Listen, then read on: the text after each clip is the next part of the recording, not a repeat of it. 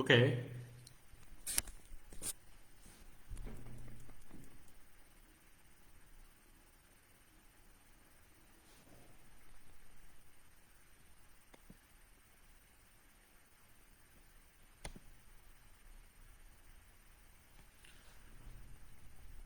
All right. Good evening, ladies and gentlemen, young people.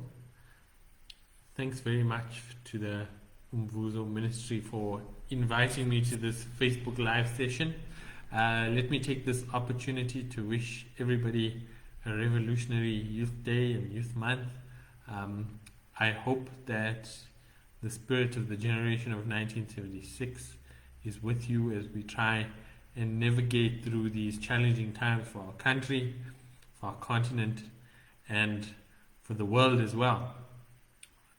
I hope that everybody is staying safe and staying well, and that you all know that we'll endure and we'll find it out on the other side. So, colleagues from Umvuzo have asked me to speak about skills development, and I'll speak a little bit about skills at different levels and what I think is working and what I think we need to fix as a country when it comes to skills development. So, the National Development Plan, which is South Africa's guiding document for development and for its people, sets out a few things that we must do, particularly for young people. And at the top of that list is that we need nutrition interventions for pregnant women and young children.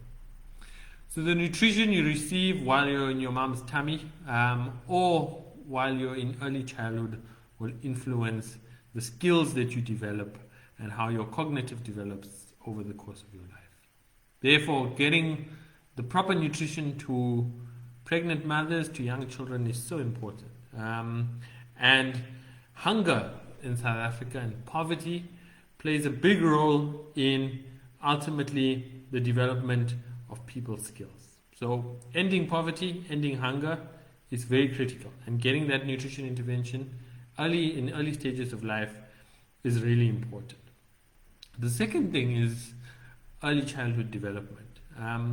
So early childhood development in many research studies has been shown to have a positive cognitive effect for young people, again, later in life. So it's about how many words a child is exposed to, or textures that they're able to feel, or playtime with their parents. Yet we know, because of the burden of work in society, again, high levels of poverty, the single mothers or single parents, that many children are deprived of early childhood development. Recently, a policy decision was taken to move early childhood development from the Department of Social Development into the Department of Basic Education. And I think that's an important development because it looks at ECD as an education. There's a lot of civil society work that goes on in ECD, but the truth is we don't have enough ECD centers for all of South Africa's young children.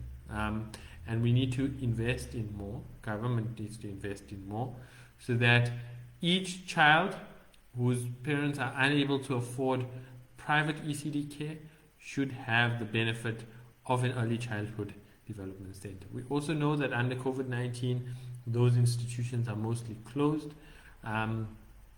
We hope that they'll get the necessary support that they need to reopen safely with social distancing so that young people can return there and receive the benefit that they need.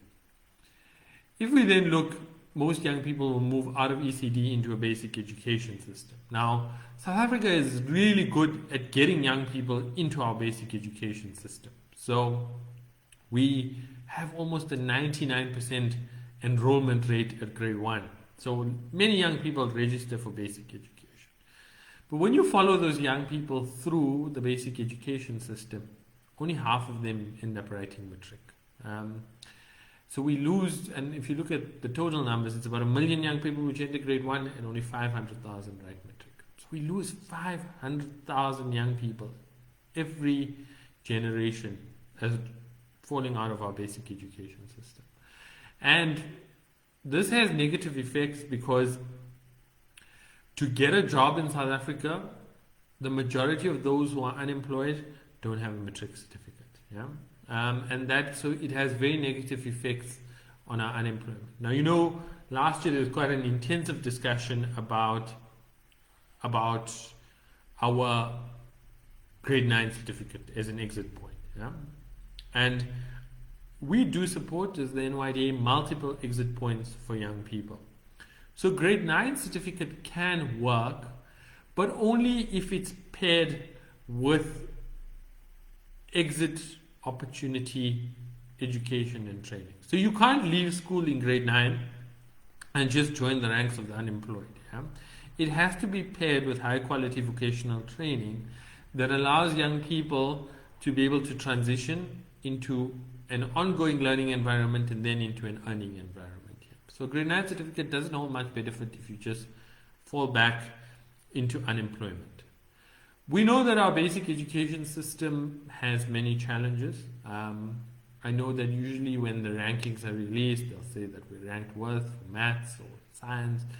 The first thing to note is that South Africa opens itself up to be ranked, which is a good thing because we're willing to compare ourselves to other countries. So we're not necessarily always the worst. Yeah?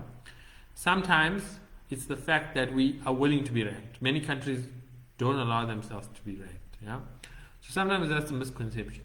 That doesn't mean we can't improve our basic education system. We do need a level of decolonization in our curriculum. It's still very based on a British model. The decision was taken to introduce history, and history not written by some other person who writes nonsense history. Yeah? It's history written by South Africans, which truly embraces the challenges and the difficulties and the pain associated with the apartheid era, and before that with colonial rule. Yeah? And I think that even though that is only meant to become compulsory in 2023, that needs to be accelerated forward. I feel that many of our race issues that we face in South Africa is because of a very limited understanding of where we come from as a country. I think both black, white, Indian and colored students need to equally learn history, understand the concept of privilege, understand how it may benefit or disadvantage them in their current life, and only then can we move towards a social cohesion society. We need to have the difficult conversations associated with our history and our past if we're truly going to reconcile and move forward as a country. I also think that the lack of after-school programs in our basic education system is not good. Generally, playing sports after school or being involved in arts or drama or culture programs is known to have positive cognitive effects. In addition, it keeps young people healthy from a mental perspective and from a health perspective. And I'm going to talk a little bit later about how I think we can reintroduce after-school programs as well as provide support to early childhood development centers. So that's basic education. As we track young people as they move from basic education to higher education, about of the 500,000 young people who pass matric or 400,000 who pass matric, between 200 to 250,000 go to university. Go to higher education. Of those, I'd say about 100,000 go to university, and the balance would go to vocational training institutions. Now, South Africa has two types of universities. You have the pre-apartheid ones, and then you have historically disadvantaged universities. And generally, if you track again young people, you'll find that those who come from universities which are well recognized, they're able to secure employment much faster than those who come from a historically disadvantaged university. And it's a perception that we need to change, because graduate unemployment is very low. Generally, having a degree in South Africa means you have a much higher chance of finding a job. And therefore, we need to change this bias that exists against our historically disadvantaged universities. They receive the same quality training as those in previously privileged universities. They should have equal access to the labor market. Vocational training, we have some excellent vocational training institutions in South Africa, and we have some that are really struggling. We visit vocational training sectors as part of our partnerships. You'll find some TVET colleges having the best quality training. And you'll find others that have training where a young person is learning auto mechanic skills on a carburetor engine that's still from the 1990s. They're learning skills which are not relevant in today's labor market. Also, what you'll find is the majority of young people's applications are for universities. So universities are receiving more applications than what they can meet in the current demand. And therefore, we need to build more universities because clearly the demand exists. And a young person who wants an education or wants to pursue an education shouldn't be turned back, especially if they qualify. But also, we need to change the perception around vocational training. Most young people choose a university as a first choice, and not wrongly so, because you have a higher chance of finding employment if you have a university degree. I also think it's the culture in South Africa. We strongly believe in a linear path of school to university to a degree to finding employment. But we need to change the perception around the vocational sector. One, by giving them more resources so they can improve the quality of their programs. Two, by making it a first choice for young people to enter vocational training. Three, by having better partnerships with industry so that TVET graduates have a better opportunity to be able to seamlessly enter the labor market. I think TVETs have a very important role to play in South Africa's future, but only if they get the right support that they need from government. Yeah. So that's kind of the transition of young people in early childhood development to basic education to higher education. Now, what happens then, right? That can't be it for young people. So in South Africa, what you have is you have a policy measure called the Skills Development Levy. So any company that earns more than 50 million or pays more than 50 million in salaries is obliged to pay 1% of that cost towards the Skills Development Levy. And that levy is a form of tax, and it sits in the National Skills Fund, and it sits in our sector education training authorities. And what those organizations do is they skill young people, or they skill people, to learn new skills linked to the industries that are paying the taxes. So for example, the mining industry will pay a tax, and young people are given bursaries, they're given learnerships, they're given internships in the mining industry. Yeah? So we create employment and we create new skills using the Skills Development Levy. There's a difference between accredited skills and non-accredited skills. So an accredited skill is where you go through a certain amount of hours, you get workplace experience for that skill, you are overseen by a supervisor, you have a file signed off by a moderator. So you have many things associated, and at the end of it, you get a certificate. Non-accredited is where you have probably a short-term skills training program, you learn skills, but the process is not as intensive. The focus is more on you getting experience and learning that skill on the job. Now there's a lot of conversation because accredited skills are much more expensive because of all of the labor cost that goes into producing those accreditations. They're much more expensive than non-accredited skills. Yet, research suggests that non-accredited skills are not much worse off than accredited skills in helping young people find employment. You'll often hear young people say, we don't want any more certificates, we just want jobs. And I think it's an important consideration as we move forward and we design skills programs around whether we really need that much accredited skills training or non-accredited skills training. Also, the Skills Development Levy doesn't only go into training people outside an organization. A company is also supposed to claim back a part of their Skills Development Levy to train their own employees. Because we all know that the future of work is changing. Yeah? So that means you need to equally train your workforce so that they keep up with developments here. So if you work for a big company, it's important to hold them to account to say, how are you using our Skills Development Levy to contribute to our development as employees for the future? So those are kind of the policy measures that are available in South Africa that contribute towards skills development. How do we look at the future then? So COVID is making us rethink everything we know about the world, everything we know about the labor market. It's also putting all of our inequalities on show. So how do you social distance if you live in an informal settlement?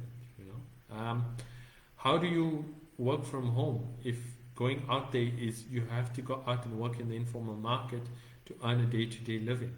Yeah. So it's throwing into stark contrast all of the inequalities that exist in South Africa, that exist around the world.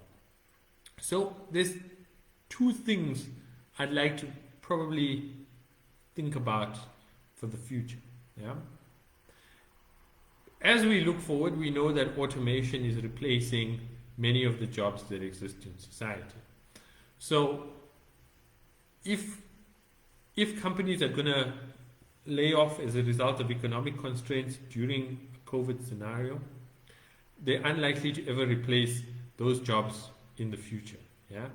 So how do we go about training young people for the workforces that need to exist in the future? We work closely with the presidency, and in the State of the Nation address, President Ramaphosa announced the Presidential Youth Employment Intervention. So this Presidential Youth Employment Intervention is underpinned by a pathway management network. That means a singular database of young people where they can build their profile, they can list their skills, and we can pathway them into opportunities. It relies very strongly on a matching profile. That is, using algorithms and using technology backing to match young people with opportunities that fit them the right way. Because when you do that, you have much more opportunity of sustaining young people in available job opportunities. It also focuses on an agile workforce development program. So this is not training for jobs that may have existed in the past, but training for jobs that exist now. But agile in the way that it's not heavy on accreditation. It trains for skills that are available in the economy right now. Yeah. So let me give you an example. Global business services, call centers and data processing centers is huge. South Africa has huge opportunities. Outside of India, we're the fastest growing economy for global business services. It doesn't take long to train a young person for a job in global business services. It doesn't need a 3-year tertiary qualification. And they are rather good paying jobs, which means those jobs give young people social mobility. Tourism is pretty dead right now, but tourism will return in the future.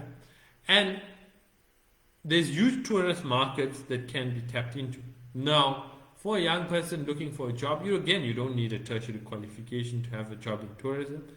Sometimes what you might need is the ability to drive, which we can train you for in 2 to 3 weeks, and possibly to speak a few words of Mandarin that you can engage with the Chinese tourists if they land in South African shores. What about installation and repair, right? It's a huge sector on its own, but it's very much dominated by a certain segment of the population. Again, training young people for jobs in installation, repair, and maintenance is massive for us being able to unlock benefit in the economy. So training young people fast, getting them placed in sectors which we know are growing, are important consideration in skills development. I sometimes think we train for the wrong skills in skills development, which means we don't get the outcomes and we leave young people with learnerships or internships that are not sustainable in nature. Yeah. The second thing that I want to talk about is something I've been reflecting a lot during this COVID-19 period. And maybe it's not directly linked to the topic today, but I think it's indirectly linked to the topic. South Africa's youth unemployment rate was catastrophic even before COVID-19. We had the highest youth unemployment rate in the world. Yeah? But maybe COVID is the big reset we need in society. For the longest time, we've been stuck to this ideology that the free market represents everything. Yeah? That we need to create jobs and create jobs. And to create jobs, we need foreign investment and we need economic growth and we need all of these things here. But maybe we need to look at employment a little bit differently, right? In South Africa's democratic history, we've always had issues with unemployment, particularly youth unemployment. And what does unemployment do? It robs young people of dignity, 1. 2, it forces them to be dependent on social grants or family members. So it disempowers them to a large extent. It takes away the security associated with life. If you have no safety net, it's very difficult for you to plan a future for yourself, to think, to get married, to have kids, to, just be an active citizen in society. It's very difficult if you're perpetually trapped in the cycle of unemployment. Yeah, it's a waste of human potential. If you leave young people who have energy and belief on the sidelines of the economy, you're wasting their potential. Yeah. So knowing all of these things that we do, is it not important? And I'd like to hear your views on this issue. Is to say that in South Africa, if you're a young person who's willing to work and is able to work, the state will guarantee you a job. Yeah, a minimum employment guarantee for all South Africa's young people. Now, what many people might say is that that's well and good, but South Africa doesn't have enough work for everybody. We just spoke earlier about the fact that early childhood development centers are insufficient to care for South Africa's young children. Young people have an opportunity to work in ECD centers on wages subsidized by the state. We said that after-school programs in schools, arts, sports, culture programs have largely stopped. There's an opportunity for young people to do work for other young people, learn a skill, earn a wage, and offer service to their community. In South Africa, we have 26,000 public schools. If we placed 40 young people in all of those schools, we could, at scale, place 1 million young people, take them out of unemployment, and place them in employment. So, these are my thoughts around an employment guarantee for South Africa's young people. Many people will criticize and say we're creating artificial jobs. Yeah? But are they really that artificial in nature if young people are actually doing work that benefits society, that benefits community? The free market fundamentalists will tell you that, well, how will you pay for all of these things? Such a scheme, a jobs guarantee for 5 million young people, will cost us between 80 billion to 100 billion a year. South Africa has a 1.95 trillion tax revenue. So we're asking for about 5% of the fiscus here. And why is it that we always seem to have money for everything else, but we don't seem to have money for young people? Yeah? Do young people not deserve the agency and the dignity associated with work and a job? Other things that people have spoken about is a universal basic income, for example. So that is that no matter what, the state guarantees you a certain amount of money every month. Whether you're rich, whether you're poor, you always get a certain amount of money from the state. I think universal basic income is good, but I think it has its pitfalls. I think if you tell young people, we're just going to give you money for nothing, how do we build a productive society for the future? I think work also helps to bring us innovation, and it helps to bring us, creative destruction.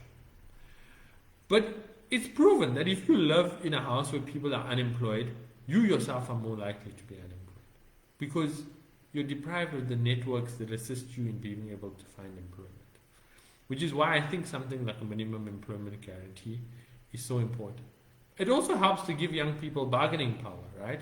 Because if you know that you have a fallback on, that no matter what happens, you have some sort of guarantee from the state that you can earn an income, you have much more bargaining power.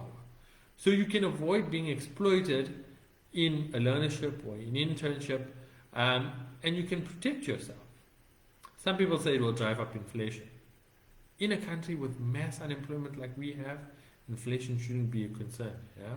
We're not producing enough, which means we need to produce more, and we can do that. We can do that through a minimum employment guarantee.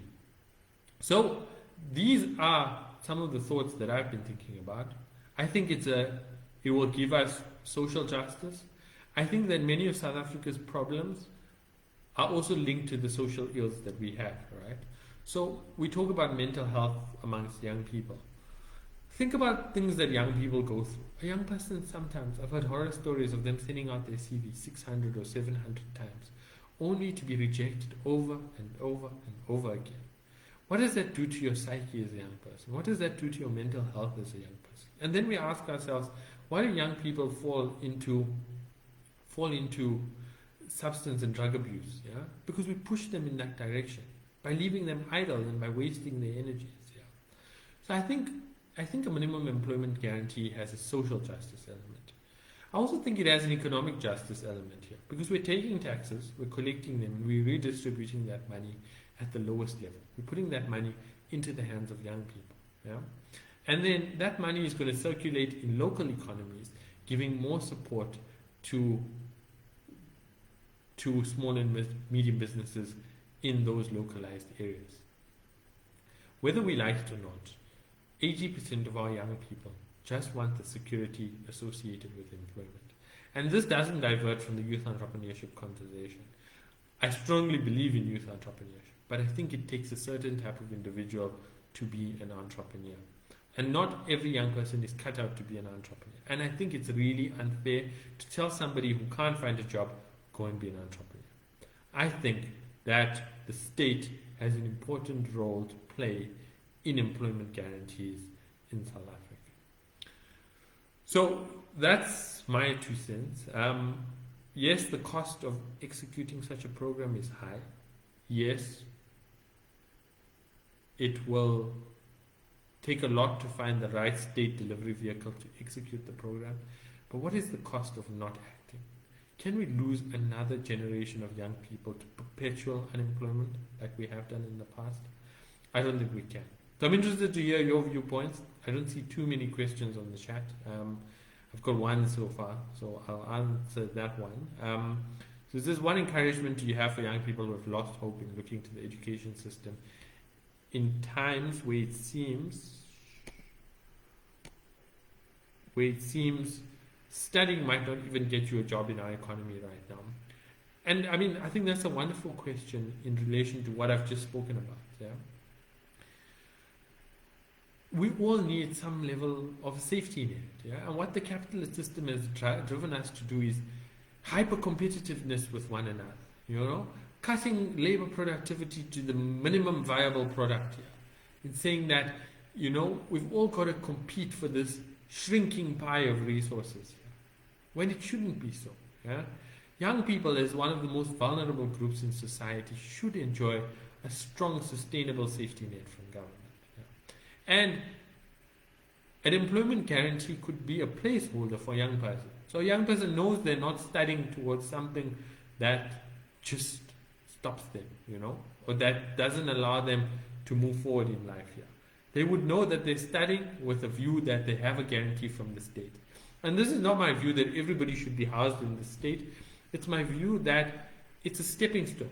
Because once you have income in your pocket and income in your household, you're able to have the level of mobility to allow you to look for a job in the private sector that may assist you in earning more. And then you're off a government subsidized minimum employment guarantee and you're into the formal labor market and you're able to socially have mobility for yourself. So this is what I've thought about a lot during COVID-19. We've started to talk about it in circles of economists and the presidency and the Department of Women, Youth and Persons with Disabilities. If you have any ideas or any comments or anything else you think can make a difference to young people. I know many of you are activists in your communities. You hear and you talk to young people. It'd be great to hear your ideas. I'll post my number, my email address in the chat so you know how to get hold of me. And then, yeah, you're welcome to drop me an email and we can definitely discuss this further. Also, if you have any comments or issues with NYD service delivery, equally, you can get in touch with me and we can help you sort out your issue through customer services. But maybe in conclusion, just to say thank you to Mvuzo Ministries for inviting me to this conversation today. I hope again that everybody's staying safe, staying well, that if you have contracted COVID-19, we wish you a speedy recovery. And enjoy what's left of your Sunday evening on this rather cold June evening, and have a wonderful Youth Day on June 16th next week. Kia le bucha. Thank you very much.